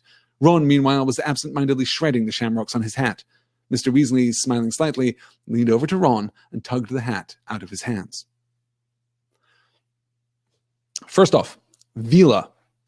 I mentioned earlier that we were not yet done with Slavic folkloric tradition, and the Vela emerged from exactly that tradition. The Vela are associated with the kinds of nature spirits that arise all over folklore and myth. They are associated with the kinds of traditions that we associate with dryads and sirens and harpies in certain instances, and even mermaids, and certainly, absolutely, inextricably with fairies. The Vela tradition in the Slavic folkloric tradition is intimately connected to the tradition of fairies, that is to say, elves in the Tolkienian sense in more Anglo-Saxon traditions, right?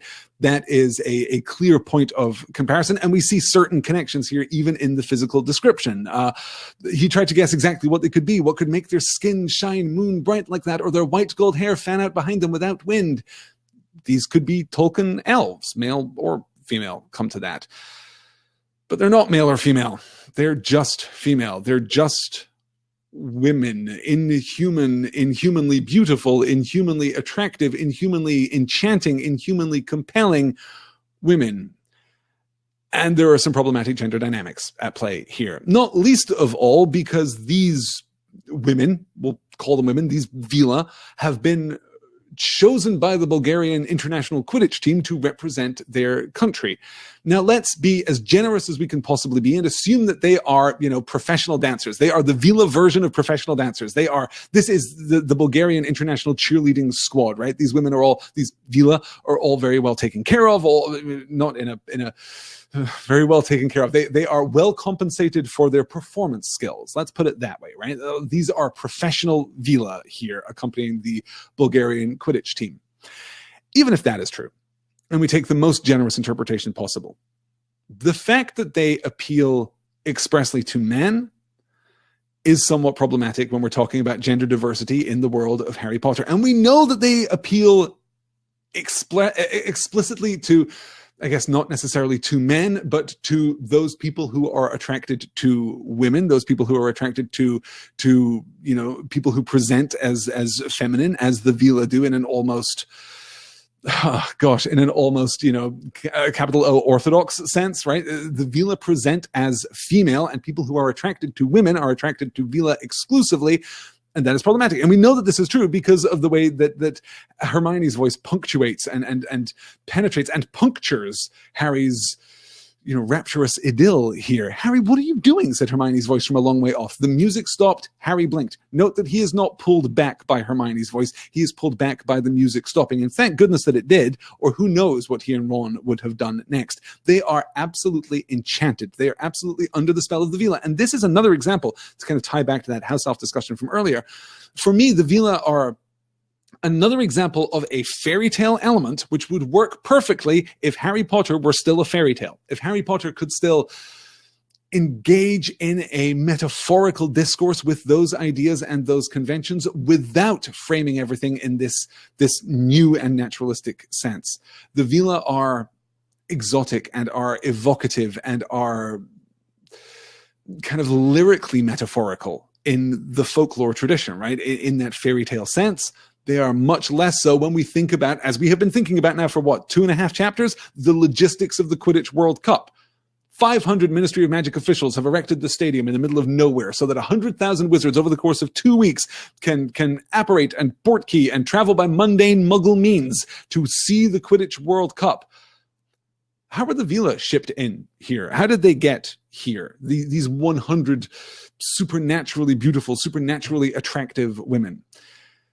Obviously, I'm skating over 10 or 15 different, specific problems in the depiction here, because I think that is in some ways less resonant, some ways not less important in a political sense, less important in a narrative sense, right? Than dealing with the minutiae of the representation of the Vela here and the representation of women. And of course, our engagement with Harry and Ron, specifically Harry and Ron, though God knows Arthur Weasley is also getting in on the action. That detail, that unpleasant detail of him whipping off his glasses and polishing them hurriedly on his robes after he knows that they're Vela, right? He says, with this moment of realization, then cleans his glasses so he can get a better look. Vela, he says. Well, these could be professional dancers who are going to come out and do wonderful choreography and astound and enchant everyone in the stadium. But no, this is dependent upon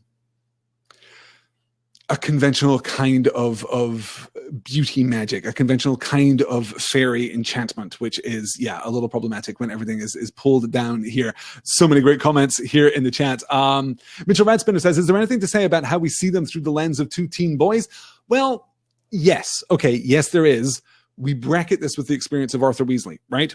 Who is restrained, adult, coherent, disciplined, resistant enough at the end to understand that actually Ron is going to go back to supporting Ireland in just a moment, that the enchantment will wear off. He has clearly not fallen under the same enchantment that Harry and Ron have.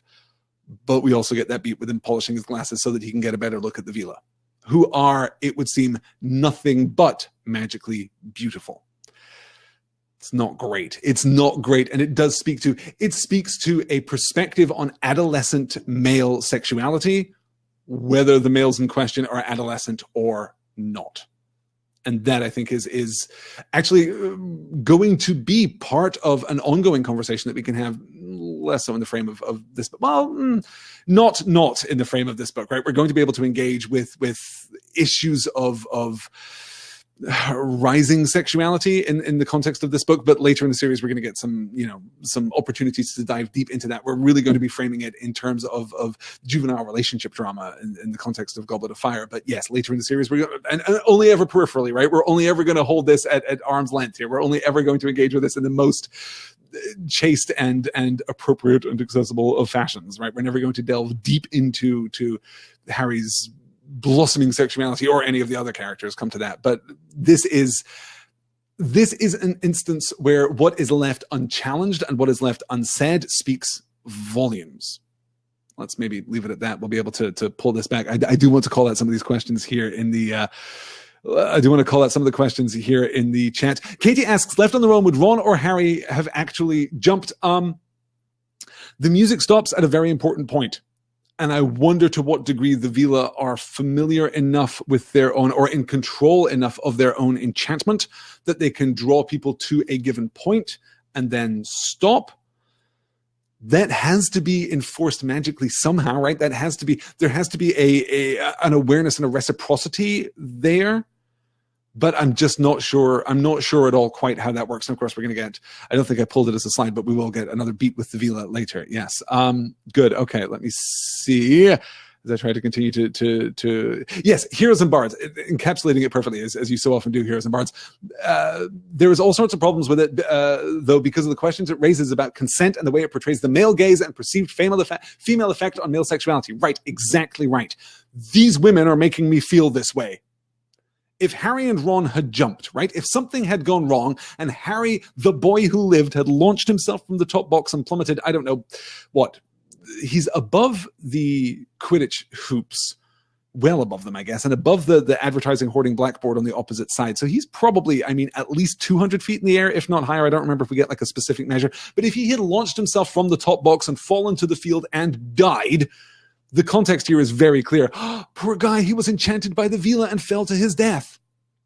You're absolutely right. This is part of the ongoing de-emphasis of masculine, let's differentiate that at. The ongoing de-emphasis of male sexual agency, I suppose, and the odious and ongoing and presumptive and judgmental emphasis that is placed on female sexuality, right? This is Garden of Eden stuff, you guys. This is literally like myth 101 happening right here. Whether you go back to Judeo-Christian traditions or you go back to ancient Greek traditions, ancient Roman traditions, you can go back pretty much anywhere and you're going to find some version of the story at some point or other. So yeah. And of course, tying back into those folkloric traditions too, tying back into sirens and dryads and nymphs and all of these kind of super-powered, sexually charged female presences in the natural world, all of whom exist to drag men to their deaths, to drag men into rack and ruin. That is the tradition that we're addressing here, and it feels wildly uncomfortable, both within the realm of adolescent sexuality and within the realm of this, as I say, naturalistic grounding of what was a more fantastical kind of world building, certainly a tonally more fantastical kind of world building previously. Yeah. Okay. I would really like to take this chat. I would really like to take this chat over this conversation, this ongoing conversation. God, you guys are so smart. I really want to take this conversation over to the forum, I think, because there's a lot to discuss here. And Digital Janitor is asking, how do we treat this versus the Imperious Curse? Oh boy, yeah, we're going to get a great opportunity to talk about the Imperious Curse and the removal of agency again, and the ways in which we interrogate those notions of deployed and suppressed agency, and the ways in which we conspicuously do not engage with those questions later in this book and later in the series as a whole. There are some very complicated ideas here, and not complicated just in like a narratively critical sense, right? This is not just about looking at the book and saying, well, this is imperfect. Wow, this is dated badly. Well, I kind of wish J.K. Rowling had done a better job of this, but kind of that's the superficial gloss read, right? Which is not to say that superficial gloss is unimportant or even insubstantial, right? It is both of those things. It is vitally important and extremely substantial within J.K. Rowling's extended corpus here. But that's a first step reading. The second step and subsequent steps of that process involve us looking at the function within the narrative of these things. It's one thing to say that this stresses the folklore traditions of Harry Potter, and that I think is a valid observation. Obviously, otherwise I wouldn't have made it 3 times in the last hour. But that is also an initial piece of analysis. That is an initial kind of critique. That is a first response. Having accepted that it stresses that relationship, what do we make of the relationship? What do we make of the new and transformed relationship? Is J.K. Rowling saying something about sexuality in the world of her secondary creation, right? This is not just reflective of real life sexual politics, though of course it is. We are readers in the real world. We are allowed to draw those we're allowed to infer that applicability. We are called upon to infer that applicability, in fact, and to reflect outward what we read back into our real life experience, and to find hopefully solace and comfort there, or to find other things there, right? That's the first step. But then we have to interrogate what this means for the underlying narrative. What is J.K. Rowling saying about the wizarding world? Is this a part of our critique of, our distrust of authority figures and kind of the social and civil and legalistic structures which underpin and bound and constrain the wizarding world? Is this a piece of satire about wizards? Well, maybe. We'll have to interrogate that idea again as we move forward. Yeah, good. Okay. Again, just another conversation that we're going to have to just try and kind of leave unsaid many things and move on from. Yeah. Good. Oh no, poor Eve. Eve says, oh my God, I was getting so confused all over the Adam and Eve talk. I kept thinking I was being called out. No, not you, Eve. I mean, presumably not you, right? Presumably not you. I think we're cool, Eve. I wouldn't worry about it. It's good to have you here. Yes. Okay. Let's keep going as we try, gosh, with 10 minutes left on the clock to get through, the back half of the reading that I have. One interesting note, by the way, if you've never looked into the Slavic tradition of the Vela, and this is going to become relevant when we meet a controversial character who has a lot of love in this community and a lot of love from me personally, Fleur Delacour. We're going to meet her in the very near future. And when we meet her, well, I guess sometime after we meet her, we are going to learn, in fact, that the core of her wand is a hair from a Vela, from her maternal grandmother, in fact. What's fascinating about that, and I don't think that this is intentional, but in the Slavic tradition, a Vela whose hair is plucked, whose hair is pulled, will immediately die. That is one of the ways that you can kill or threaten a Vela. Vela in the Slavic tradition, if you go Googling for this, V-I-L-A, not the double E construction that J.K. Rowling gives us here. But that's just an interesting bit of mythic detail, an interesting bit of mythic resonance there as we move forward with our books. Okay, so we've talked about Vela and we've talked about how problematic they are. Let's talk about something that is kind of less complicatedly problematic, but still somewhat a little less developed than we might want, because it's time for the Irish mascots to appear. And now, roared Ludo Bagman's voice, kindly put your wands in the air for the Irish national team mascots. Next moment, what seemed to be a great green and gold comet came zooming into the stadium. It did one circuit of the stadium, then split into two smaller comets, each hurtling toward the goalposts. A rainbow arced suddenly across the field, connecting the two balls of light. The crowd oohed and ahed as though at a fireworks display. Now the rainbow faded and the balls of light reunited and merged. They had formed a great shimmering shamrock, which rose up into the sky and began to soar over the stands. Something like golden rain seemed to be falling from it. Excellent! Yelled Ron as the shamrock soared over them and heavy gold coins rained from it, bouncing off their heads and seats. Squinting up at the shamrock, Harry realized that it was actually comprised of thousands of tiny little bearded men with red vests, each carrying a minute lamp of gold or green. Leprechauns, said Mr. Weasley over the tumultuous applause of the crowd, many of whom were still fighting and rummaging around under their chairs to retrieve the gold. There you go, Ron yelled happily, stuffing a fistful of gold coins into Harry's hand. For the Omnioculars! Now you've got to buy me a Christmas present! Ha! The great shamrock dissolved. The leprechauns drifted down into the field from the opposite side. Drifted down onto the field on the opposite side from the Vela and settled themselves cross-legged to watch the match. Yes, Raven Puffcat says, that moment when Ron realizes he never paid Harry back. Hashtag heartbroken. Yes. Oh, and Digital Janitor, Ludo must be a Sackville Baggins. I like that. I was consistently today, as I was writing up my notes for this and kind of sketching out some ideas for the topics that I wanted to discuss, I was consistently mistyping Ludo Bagman's voice, and even now misremembering Ludo Bagman's surname and wanting to call him, Bagshot or Bagand or something more hobbity. Yes.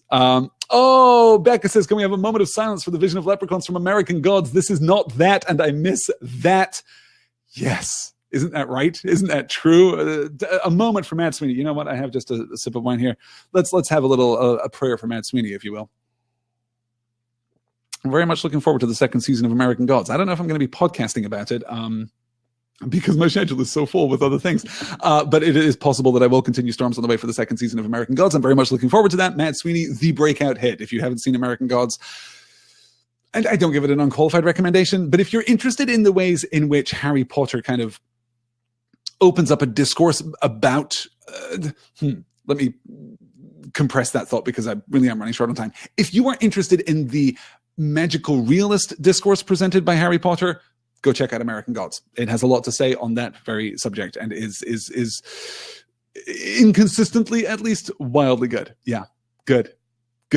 All right, let's keep moving on here. I should point out that leprechaun has an interesting etymology. It comes from the Irish word luprecan. It's attested in the English language from, I think, the early 17th century. It comes from the Irish luprecan, which is lucrapan. Luprecan is a corruption of lucrpan in the Old Irish, which literally just means very small person. That literally translated, a leprechaun, very small person.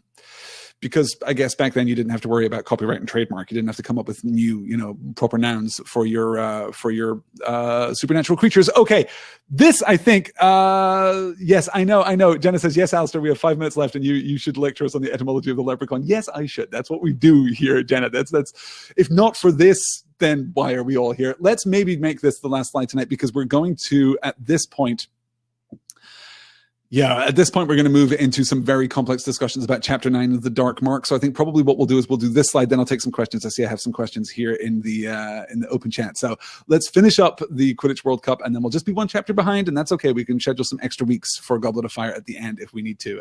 Extra weeks, he said, looking forward to the utter ruination and expansion of my proposed schedule for Goblet of Fire. You guys, we managed to keep to our schedule for 2 whole weeks. Aren't you proud? Didn't we do great? Didn't I do great? I'm blaming you guys. Like, that's in any way fair. I did great for 2 weeks. Now I'm slipping, but that's fine. Just more weeks spent discussing Goblet of Fire before we move on to the rest of the Harry Potter series. This is the last slide that I have pulled after the riotous events of the actual match. This is the last slide that I have pulled from the Quidditch World Cup. Crumb, his red robes shining with blood from his nose, was rising gently into the air, his fist held high, a glint of gold in his hand. The scoreboard was flashing, Bulgaria 160, Ireland 170 across the crowd, who didn't seem to have realized what had happened. Then, slowly, as though a great jumbo jet were revving up, the rumbling from the Ireland supporters grew louder and louder and erupted into screams of delight. "Ireland wins!" Bagman shouted, who, like the Irish, seemed to be taken aback by the sudden end of the match. "Crumb gets the snitch, but Ireland wins! Good Lord, I don't think any of us were expecting that!" "What did he catch the snitch for?" Ron bellowed, even as he jumped up and down, applauding with his hands over his head. "He ended it when Ireland were 160 points ahead, the idiot!" "He knew they were never going to catch up," Harry shouted back over all the noise, also applauding loudly. "The Irish chasers were too good. He wanted to end it on his terms, that's all." "He was very brave, wasn't he?" Hermione said, leaning forward to watch Crumb land as a swarm of Medawizards blasted a path through the battling leprechauns and Vela to get to him. "He looks a terrible mess." Excuse me. I have been critical in the past of the game mechanic involved in the capturing of the snitch to end the Quidditch match. I have said before outright, the capturing of the snitch makes the rest of the Quidditch game utterly irrelevant. It makes the rest of the Quidditch game a garbage distraction from the actual game, which is why Harry is a seeker, right? Because the catching of the snitch, this elemental mono a mono, battle, a duel of exceptionalism at the heart of what is ostensibly a team sport is actually narratively genius, right? That is narratively perfect. Harry gets to play a team sport, which is great because A, it's part of the boarding school tradition, and B, it allows him to form these connections, to kind of have this loyalty. It allows him to externalize his own successes and failures into his teammates and into the opposition. All of that is very smart, but it never takes away from Harry's actual, literal, heroic exceptionalism. That's smart. Unfortunately, it makes the game not great. Like the Quidditch is, as I've said before, a bad game. Like from a game mechanic ludic perspective, it is just the game itself. The mechanics are misaligned. It needs a balance patch. Is what I'm saying. This though.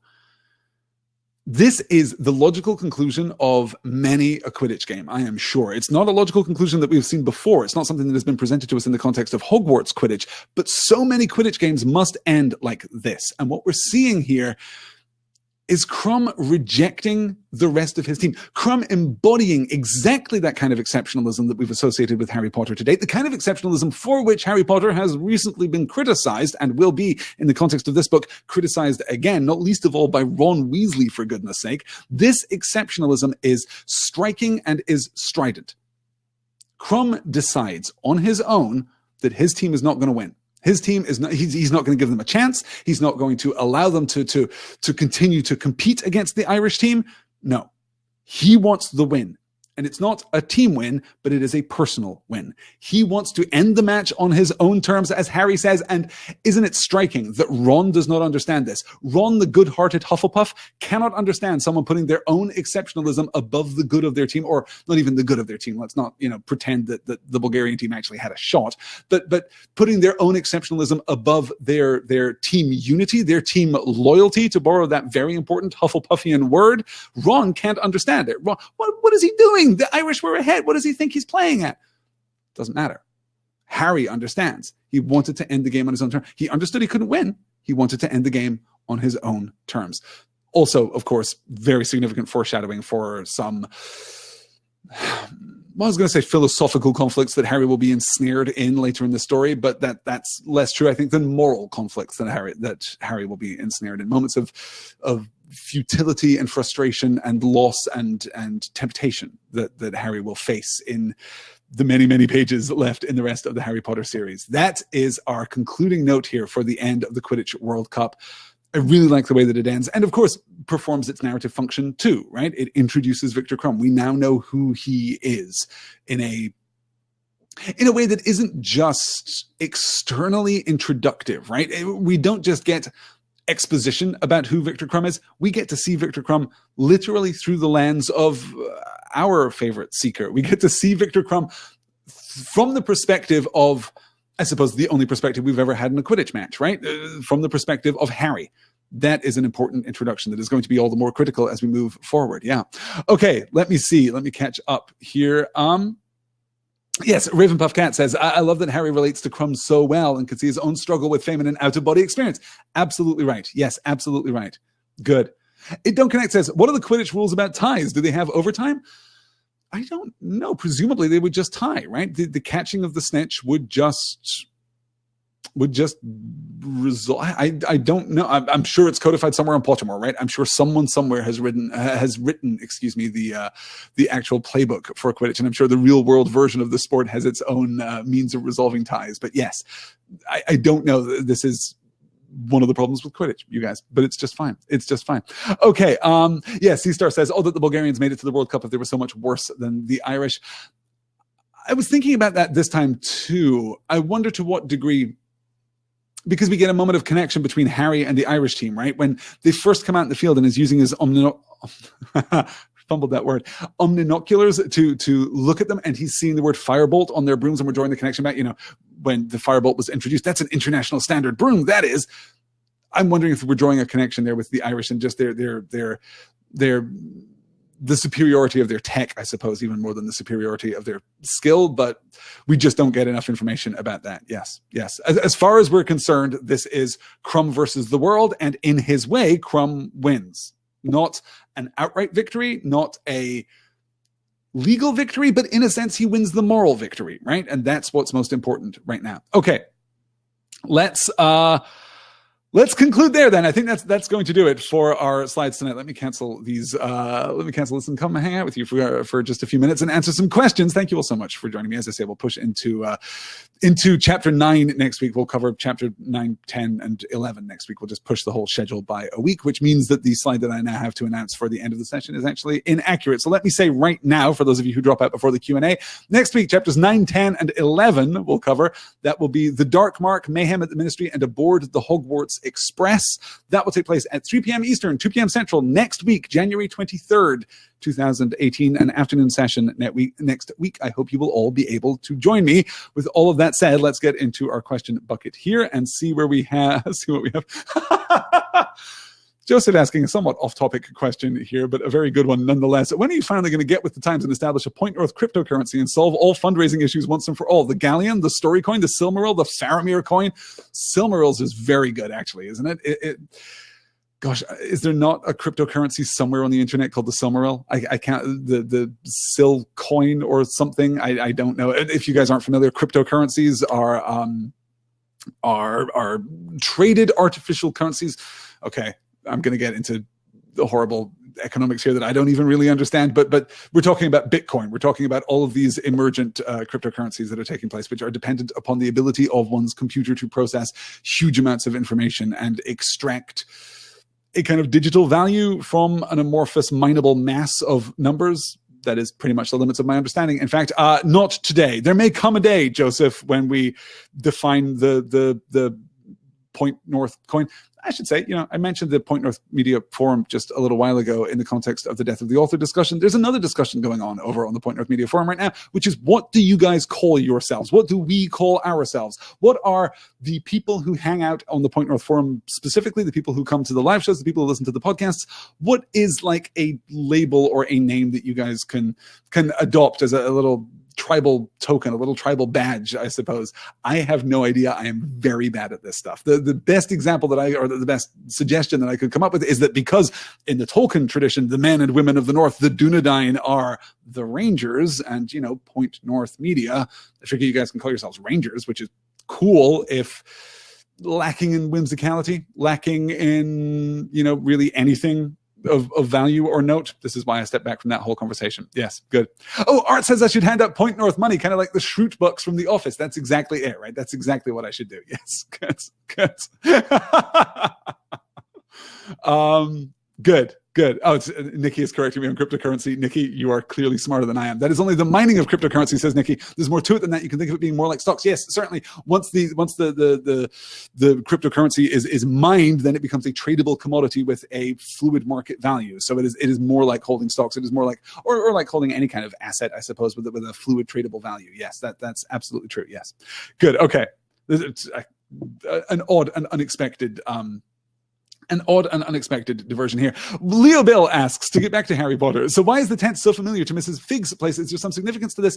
The interesting thing about this is that we get 2 mentions of Mrs. Figg's within the frame of that chapter, and that's just the foreshadowing. This is just like an introduction that is going to kind of sit with us for a good long time. The tent itself being reminiscent of Mrs. Figg's place, I do not think is specifically significant, except in that it draws a connection between, the Wizarding world and the Muggle world, I suppose. It's just got that kind of, that facade of mundanity to it. More on that later when we circle back around to Mrs. Figg's. Let me see here. Oh, Melissa has a question about the Vela here. I was thinking about the scene where Harry is enthralled by the Vela to the point where he considers jumping out of the stands, and later when the Muggles are being paraded like puppets. In both cases, there is a demonstration of the lack of will and self-control being taken away by magic. Do you think these 2 scenes are meant to be compared, and what can we draw from it, or is it a random coincidence? Do I think those scenes are meant to be compared? No, I don't. I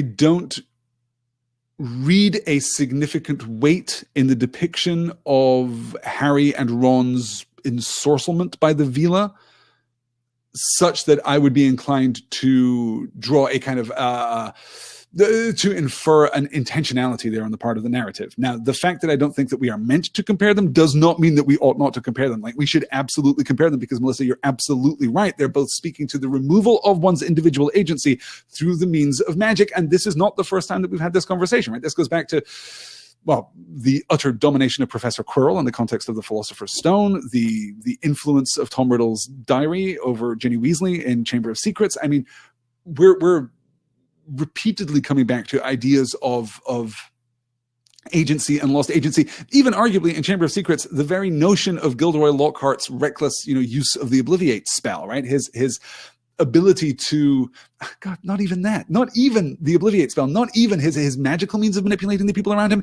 but his narrative means of manipulating the people around him, right? The skill with which Gilderoy Lockhart tells his tale is enough to manipulate people. And when you manipulate people, you impede or obscure or remove outright their agency, right? Part of notions of informed consent, the informed part is as important as the consent part, right? Information is crucial if you are going to take real informed action in the world. So this is a recurring theme in Harry Potter, and it's something that we're going to interrogate again and again and again as we move forward.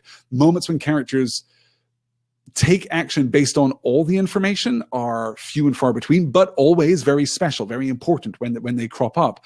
And the way in which we treat characters who have had their agency removed is interesting. Let's say that and no more for right now. But Melissa, you've got really good narrative instincts. This is good interpretive reading. Keep it up. Good. Melissa also asks, random question, is Dear Mr. Potter a play on the book Dear Mr. Henshaw? Oh, Dear Mr. Henshaw. Gosh, that's the epistolary novel, the writing to the author novel? No, it's not. It was just the first line of Harry's letter from Hogwarts. I'm very bad at naming things, as previously discussed. I struggle constantly with the naming of things, particularly podcasts. I wanted something that was evocative, and particularly at that point, I was really only planning on doing Philosopher's Stone, and I liked the idea of using Harry's Hogwarts letter as a means of introducing the reader to this text, right? We are going on a magical journey to Hogwarts in much the same way as Harry is going on a magical journey to Hogwarts, and that kind of introductory spirit. And now, of course, it's just the name of the show. Here we are 39 episodes in, and it's just, yeah, it's a legacy title at this point, but it's a legacy title that I like quite a lot. And we'll, of course, kind of circle back around to being more significant, I suppose, as we approach Deathly Hallows and we approach the end of the series. We're going to get a kind of a new perspective on dear Mr. Potter, right? As Harry kind of ascends into his adulthood, and that phrase becomes less sweetly condescending and more openly respectful. I think that there's going to be a tonal shift there in our approach to the subject material, and certainly in the subject material's approach to the depiction of Harry. But yes, no outright reference to dear Mr. Henshaw there. I'm glad to say. I'm glad that I can offer a clear answer at least. Jenna asks, isn't using muggles for the dirty work here, then obliviating them, a bit problematic? Super yes, Jenna. You continue. You mentioned that it kind of shows the domination of wizards over muggles. Is there a parallel to the first scene with Mr. Roberts and what happens to him and his family later? It never occurred to me to be bothered by this before, but now I can't stop thinking about it. Yes, absolutely. This was something that I framed at the beginning of today's discussion, and now, of course, we'll get to it next week when we actually get to the parading, the kind of ostentatious display of wizard dominance, like the cruel and purposeful display without. Okay, what separates these two things? What separates these two things is the facade of civility and the facade of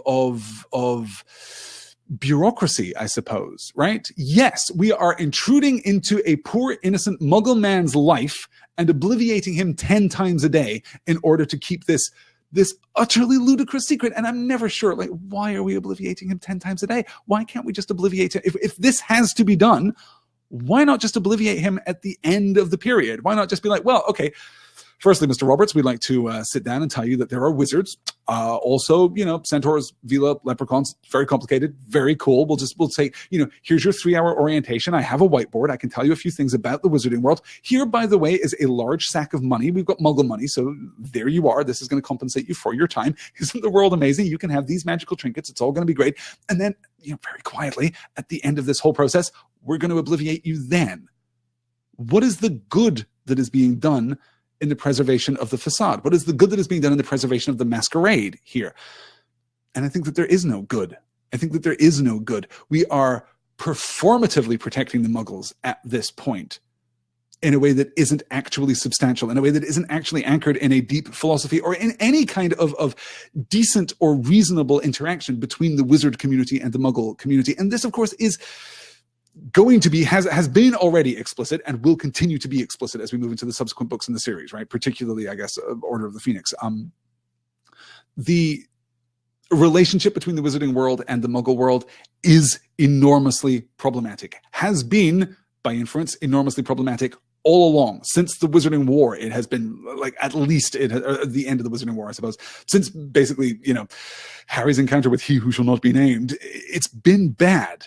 And it's getting worse. Look at the ways that we dealt with Cornelius Fudge and his interactions with the British Prime Minister back in Prisoner of Azkaban. Look at the way in which we've dealt with Muggle intrusion throughout the series. Look at the way that we've dealt with the Dursleys throughout the series. It is problematic. It is absolutely problematic. And I do very much see these two things as, okay, where I don't read the intentionality in Melissa's question, I don't read the intentionality between the abuse and torment of Mr. Roberts and his family and the presentation of the Vela in terms of the removal of agency, right? While I don't read the intentionality of the narrative in that particular context, which again does not invalidate that interpretation in any way. I think that's a really purposeful and acute piece of close reading. While I don't read the intentionality there, I absolutely read the intentionality in the constant obliviating of Mr. Roberts and then what happens to his family in the next chapter. So yes, turns out the wizarding world is not that great, you guys. Turns out that and I suppose this ties back to the adolescent story that we're getting from Harry and his friends here, that as they are coming into their maturity, they are realizing that the world is neither as simple nor as good as they thought it was. This ongoing theme of underlying corruption, and not just extant corruption, right? But also corruptibility, right? It's not just those people who have already been corrupted, but those people who have the potential to be corrupted. Not just evil, but weakness. These are ongoing themes, and themes that are going to be absolutely emergent, like explicitly emergent in this book in a way that they weren't even in Prisoner of Azkaban, where we basically deconstructed the entire, wizard legal system. We deconstructed this whole notion of crime and punishment within the wizard society. That was all kind of in the fringes of the discussion. That was all there to be read, but was not explicit. We weren't engaged with it primarily through the narrative, through the movement of the plot, at least. That is not going to be true in Goblet of Fire. That is sure as hell not going to be true by the time we get to Order of the Phoenix or the rest of the series. So yes, I think that there is a real intentionality there, and I do not blame you for being unable to think about it. It don't connect, says Random. What does the pinkish poster say behind you? Is it out of focus? My camera's been having some really weird focus problems. Let me see here. This is a quote from Mary Oliver, which says, "What is it you plan to do with your one wild and precious life?" I can't believe that I don't remember it, because I literally look at it every day. What is it you plan to do with your one wild and precious life, by the poet Mary Oliver, who is wonderful. I urge you all to go and read some Mary Oliver this evening. And of course, we are consistently upgrading the audiovisual component here at Point North Media, so we'll stay tuned for that. Okay, Raven Puff Cat or Kate asks, who is your all-time favorite character and why? You have to choose one. No cheating with ties. Krista says Luna. Mia says Remus. I think everyone can shout out in the chat, right? Everyone can go nuts here in the chat, calling out your favorites. What is your all-time favorite character? I'm assuming we're just talking Harry Potter, right? I'm assuming, like, I can't cite Samwise Gamgee here. That would be wrong. That would be morally wrong of me to do that in the context of Dear Mr. Potter. My favorite Harry Potter character, Remus, is very high up there, I have to say. I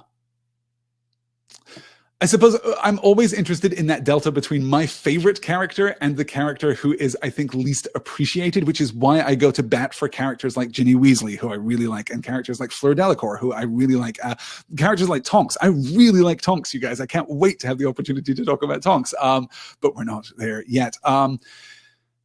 In terms of my favorite character, I mean, it might be obvious, it might be somewhat prosaic, it might be, challenged by the content of this book in particular, but my favorite character in Harry Potter is Hermione Granger. I think Hermione is a standout fictional and literary creation. I think she is incredibly strong, incredibly principled, incredibly capable, a good and faithful person who never allows that faithfulness, that